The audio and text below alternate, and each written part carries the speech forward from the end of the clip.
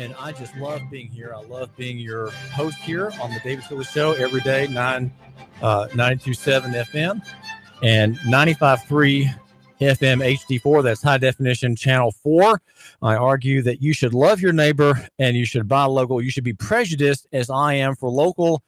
I am Dr. Nougat-centric. They say that I'm the blogger with the biggest pen, and I wear a bow tie, which means that if I'm the smartest guy in my category, which is a very small group of men, that leaves you, my listener, to be edified by my guests, such as the man I have on the phone right now, John Lehman.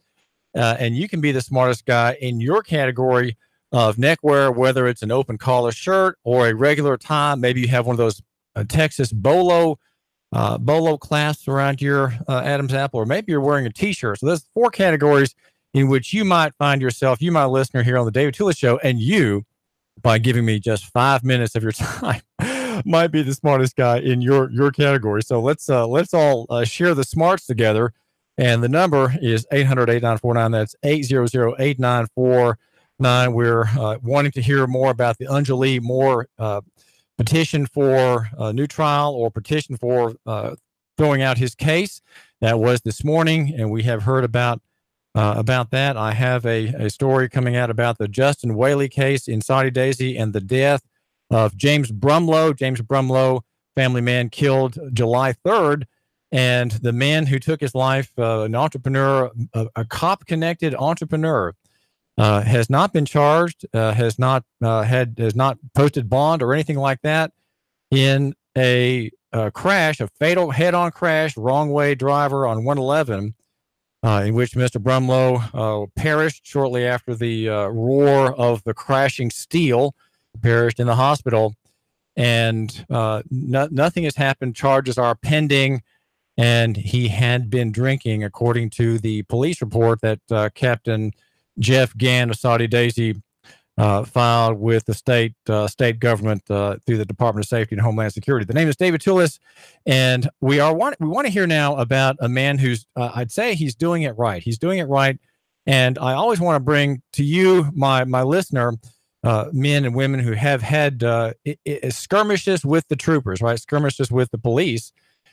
Who are often as lawless as private criminals, right? We have the Anjali Moore case where a man is shot down in a home invasion robbery. Well, that's called private crime, okay? That's called private crime.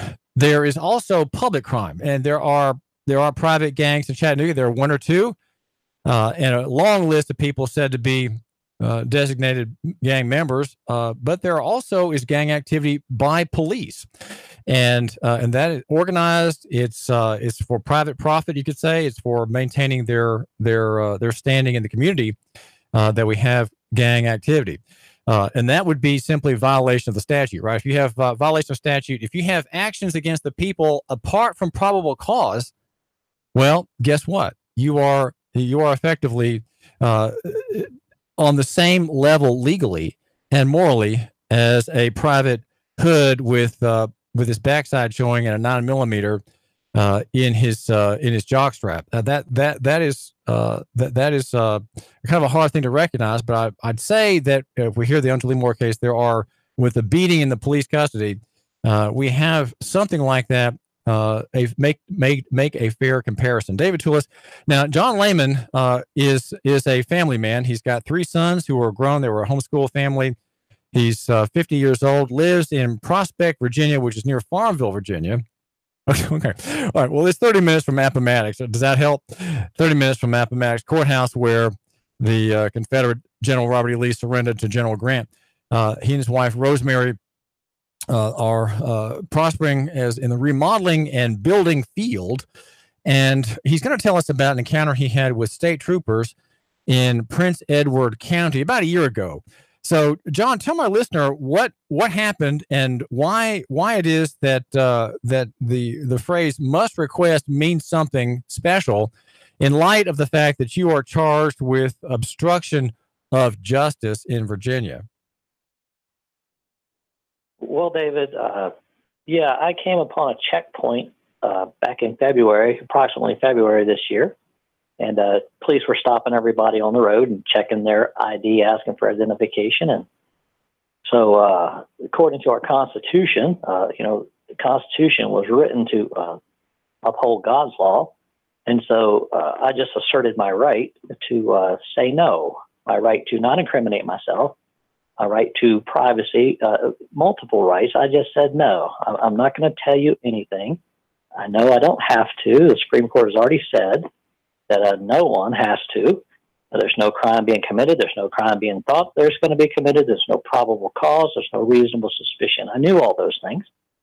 So I picked up my phone as soon as I saw him standing in the street, called my wife. I have a recording device on my phone, records everything. So if you have two people who record everything, it doesn't matter if they steal your phone, her phone's recording too. So then you have two recordings. And so I just said no. And of course that makes them very, very angry. They try to control it as much as possible. But they've done this to me before, and they did it to my son. So this time I just said no. And I told them I'm going to, if you don't have a job after 30 days, it's not my fault. I'm giving you fair notice. And that really sets them off. And so, yeah, that's what I did. I just said no, thank you. I was very polite the whole time, but asserted my rights. Well, can you back up just? You're kind of giving a sky view here of what happened. Give the details. All right. What did he first say? What did you say? What did he say? What did you say back? How did the conversation progress and become more belligerent, John Layman? Sure. Well, I recorded the call, so I have 34 minutes of recording, and the stop lasted about 30 minutes. But yeah, he came up to my window. He was standing in the middle of the road, and his buddy was standing, around the corner. You can see him. It's like a T intersection, so he's stopping everybody. I was coming down the hill and around a curve, so he stopped me. And I just stood by my window in the middle of the road, just past the bridge. And so he come up to me and said, I don't know the exact words. It's on the recording, but it's like, I need to see your driver's license. And I said, no, I don't think so. Not today. I have the right not to. And he said, no, you have to identify yourself. I said, no, I don't. Supreme Court said I don't have to, so I'm not going to. I have the right not to. I'm not going to. And so we did this for, 15 minutes, What's your name? I'm not going to tell you that either. Where do you live? I'm not going to tell you anything. I'm not going to incriminate myself. If anything I say can be used against me, then I'm not going to. And your point, John, is that giving a license when there's no probable cause is an admission, is conversation, right? Giving a license are words that you're giving to him to use against you potentially. Well, yes. Anything you say, they tell you that if and when they do Mirandize you, you have the right to remain silent. Anything you say can or will be used against you in a court of law. Does your right come before the handcuffs or only after? Do we have the right? Is that right always in force or not? So does a handcuff magically give you the right to not incriminate yourself? Well, my answer is no, of course not. You have the right long before you're in handcuffs. And their own training documents point that out. What do you mean? Well, we did a FOIA, a Freedom of Information Act request of all their training documents, manuals, videos, audios, and of course we FOIA'd all the audio, video of the stop, everything they had, radio transmissions, telephone conversations, everything that they're supposed to have, we FOIA'd it. And we got nothing from them except for all their training manuals, which was about 600 pages, and it's wonderful. And their training manuals tell them that these manuals are written so that we can uphold the Constitution, basically, and be within constitutional bounds. So anytime they operate outside of their codes, rules, and regulations, they could be in violation of someone's God-given constitutionally protected rights. And in fact, they do it over and over and over again because the state police aren't that smart. The lawyers who wrote the laws they write it in such a way that if they follow it verbatim, they don't violate the law. But if you change one word, then you could easily violate a man's rights. And that's what they have done. Well, what word did they change, these troopers? Well, the troopers, because they don't know the training manual like I do, because I've been studying it for months now, the training manual tells them at a checkpoint. Now, I don't mean if you're speeding or, you're running over people's cars and crashing into people. No, it's at a checkpoint, a specific checkpoint where they're looking for IDs. And they're stopping everybody because that's what they have to do. They have to stop everybody according to their training, and they have to one of number 4 in the series of things they do is says the state trooper must request the driver's license and registration of the motorist. So they must request. Keyword is request. David, I could request you to wash my feet, but do you have to do it? Only if I'm following Christ's example. But in that I would probably do it without your asking. Go ahead. Yeah, so the difference between a constitutional stop and an unconstitutional stop in this context is the difference between request and demand. See, he asked over and over and over, I need to see this, I need to see this, I need you to tell me who you are. Well, I need you to scratch my back because it itches, but I'm not going to demand you do it. Because when you make a demand, you've changed the context of our relationship. Now, all of a sudden, I owe you a duty, allegedly, to you. You can request all you want, but you cannot demand. Right, and you can't. The Supreme Court has made that clear. His duty does not create an obligation on you. The fact that he has a duty to do a certain thing, to follow the protocol, because he has to. The word "must" applies to him because he must ask at a checkpoint the DL, the driver's license of everybody, because he may not want to ask it of a friend. Let's say, so he has a duty to ask it of everybody. He must ask. So the must is compelling upon him, but it's not compelling upon you, the traveler. That is correct. It's only a request. And my friend, one county over, did the same thing about a year ago.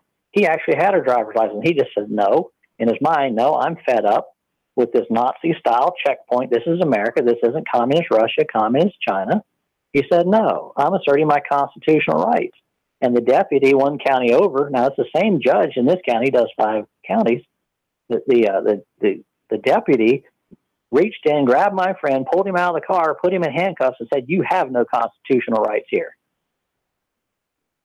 Did his video and audio record him saying that? I do not know. I don't know if he got that on video or audio. But he did get the sheriff in with the prosecutor, and they had a little meeting, and the sheriff said, that deputy wishes he had never met you. Yeah, because he broke the law so bad. It was just crazy what they're doing here. And the judge backs them up. And so I had that judge recused from the case. He treated me so bad last time, and my son. I told the prosecutor he's involved in racketeering, criminal enterprise, using his black robe and the courthouse, and encouraging the state police, the local police, the county sheriffs, and the town of Farmville police to engage in criminal activity, and they're hiding behind your black robe doing it. So she had him recused. What's the judge's name? Judge Robert Woodson Jr. Judge Robert Woodson Jr. in Prince Edward County, Virginia. Correct. So yes, he has done criminal activity against me and my family several times, and so have the state troopers. A couple years ago, one of the state troopers actually 7 years ago, a state trooper, Todd Ferris, did the same thing to me, busted my window out, pulled me out of the car because I exercised my right. And he sent Child Protective Services after my family. While I was in handcuffs in the jail, he said, because I wouldn't tell him anything. I wouldn't give him my name or anything, even in jail. I was exercising my right to remain silent. He said, you're going to lose everything. As a matter of fact, Child Protective Services is going by your house as we speak. Now, how would he know that unless he sent him? And he did. My dad ran him off, but nevertheless, he did it. Well, he lost his family a couple years later. His wife just took the kids and left him. So that's kind of swift justice from Almighty God. Now, what are you facing in the way of charges, John Lehman of Prospect, Virginia? What you had a criminal court trial in a corporation court. Now, that's a lower level court here in Chattanooga. That would be called city court or sessions court. No jury. It's not a court of record. What happened there, and where is the criminal case against you? Where is that now? Yeah, well, like you said, I went to General District Court, they call it in Virginia, and that's just the lowest level. It's like an administrative hearings court. There's no jury. You're not entitled to hardly anything. And so, so I was convicted by a substitute judge, even though there's no evidence that I did any wrongdoing. They don't really care. They're just a rubber stamp for the prosecutor. So they convict you so that you have to spend more time, more effort, more money more of your fortune to defend yourself. And so I have appealed to the circuit court, a court of record, and I don't believe it is much better in this court because you don't get 12 people on a jury. Virginia has decided in their wisdom to make it only 7. That's the Commonwealth of Virginia. And so I even asked the last time I was there, about that. And he says, you don't get a jury of your peers here. So, so I'm facing, I was facing the whole reason I got charged in the first place was failure to identify.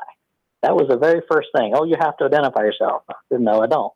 So they charged me with failure to identify. Well, now they have since null pros that. Meaning what? What does that mean? They won't prosecute it. It's sitting there, but they won't prosecute it. So they didn't even prosecute me for that in the kangaroo lower court. So then they bring in now that led to obstruction of justice. And if you know anything, because they charged my son with this years ago, I went all the way back to you can trace the laws back in the footnotes at the bottom of every page of the statute. It tells you where it came from. You go back however time that thing came into law, you go backwards, all the way to the 1800s, all the way back even further, depending on when the first time it was ever used. And obstruction of justice is only threat or force used against an officer who is serving court process or a witness to a court hearing. That's it. So they're making all these charges up. They're all false from the get-go. Remaining silent is not threat or force. Yeah, just quickly for the listener, this is David Toulis. We're talking with John Lehman of Virginia, and he's dealing with obstruction of obstruction criminal charge against him, and he's pointing out that it requires violence. The Georgia statute does the same. If you use violence to stop arrest and service, that kind of thing, there is obstruction. And in Tennessee, it's called resisting. And that resisting statute, whether it's a process or arrest or seizure or search, cannot be laid against you unless you use force. Of course, the word force is open to dispute. What is that? But there has to be force or the equivalent in Georgia of violence. So obstructing justice and resisting arrest in Tennessee, these are bogus charges. Just look the way the law is written, and you'll see that is required force or violence. Okay, so we're talking with John Lehman. Okay, so you're now the criminal case against you. You appealed for a trial de novo, a new trial. It's not an appeal. It's just a request for a new trial from scratch in a court of record with a jury, and you are going to have that heard. Is that right? Is that still ahead? Yes. The next hearing, we don't have the hearing date yet. The next term starts September the 18th for circuit court here. So on the 18th of September, they will set a date for the first hearing. It won't be a trial. It'll be a hearing, like a motions hearing. And so usually it takes 2 or 3 or 4 of those before I actually get to trial because they can't make up their minds what they want to do. And they keep dropping charges. Every time I show up, they'll drop another charge, drop another charge, drop another charge. Well, how many charges are there against you from this traffic stop? How many charges are we dealing with? Well, last time there were 6, but it ended up being only 2 by the time we got to trial. This time it started out as 3, and they've null pros 1 of the 3. So yeah, we're down to 2. And what are they? So they're charging me with driving suspended on a suspended license or revoked. And also, they're charging me with the obstruction of justice. Were you involved in driving at that traffic stop? Were you driving and operating a motor vehicle? Those are legal terms, but yes, I was traveling on the public right of way. What does that mean? Steering wheel. What does that mean? Yeah, driving. Well, driving is a legal term. Usually, it means you're in commerce for hire, and I was not in commerce for hire, but I was using my private automobile to conduct myself on the public right of way. This is David Toulis, and you are tuning us in here at 92.7 FM and 95.3 FM HD4. I argue for local economy and the free market. And John Lehman in Prospect, Virginia, which is about 30 minutes from Appomattox Courthouse in Virginia, is fighting the state police who have abusively arrested him, turning the duty of the officer to request a driver's license statute. It says his rule says that he must request at a checkpoint the driver's license. The officer turned that into a must demand and receive. a driver's license, and John Lehman is being charged with obstruction of justice and also driving or operating a motor vehicle on a suspended license. And we'll be back in just a minute. I'm going to ask about what that means. Is there a distinction between driving and operating a motor vehicle? And as John Lehman says, who's is going to make trouble for these troopers between traveling, as he puts it, traveling on the public right of way in a private conveyance for his own personal necessities or the exercise of some or other of his rights. David Toulis, we are the station for the man who matters and woman who matters, local economy, the free market. Love your neighbor and buy local. Dr. Nugacentric here, the blogger with the biggest pen, has a great word for you. A great word. Hang on. 3, 2, 1. Chattanooga Radio. Digital FM 95.3 HD4. 92.7 FM's news now. Raymond Hill was found stabbed multiple times on People Street. Cops say they arrested suspect David Oliphant. Reports say he was holding a knife and his clothes were red stained with blood. David Oliphant charged with attempted murder and aggravated assault. TVA's Raccoon Mountain Hydro Plant is open to the public for touring. The plant ceased tours after the 9/11 attacks for security reasons. The hydro dams were built back in the 70s and produced power for much of the area. Tours are still limited as you need to make an appointment ahead of time, but that could change if all goes well at the end of the year. Cops say a man was shot down on Museum Street and left to die. 45-year-old Willie Edwards was shot in the torso. He was rushed to Erlanger for treatment. A short